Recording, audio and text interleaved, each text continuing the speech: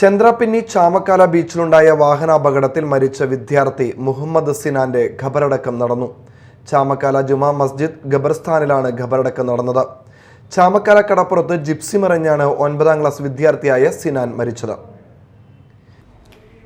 കഴിഞ്ഞ ദിവസം വൈകിട്ട് 6:30 ചാമക്കാല രാജീവ് റോഡ് ബീച്ചിൽ വെച്ചാണ് സംഭവം.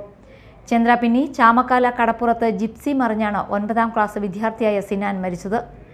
ചാമക്കാല രാജീവ് റോഡിൽ പള്ളിത്തറ വീട്ടിൽ ഫൈസലിന്റെ മകനാണ് 14 വയസ്സുള്ള സിനാൻ. കൂട്ടുകാരനുമൊത്ത് കടപ്പുറത്ത് എത്തിയതായിരുന്നു സിനാൻ.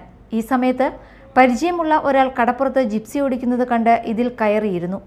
ജിപ്സി ഓട്ടത്തിനിടെ പെട്ടെന്ന് നിയന്ത്രണം തെറ്റി മറിഞ്ഞാണ് അപകടമുണ്ടായത്. തെറിച്ചു വീണ സിനാൻ വാഹനത്തിനിടയിൽ കുടുങ്ങുകയായിരുന്നു. ഉടൻ തന്നെ പുറത്തെടുത്ത് ഇതേ വാഹനത്തിൽ ആശുപത്രിയിൽ എത്തിച്ചെങ്കിലും സിനാൻ മരിച്ചിരുന്നു.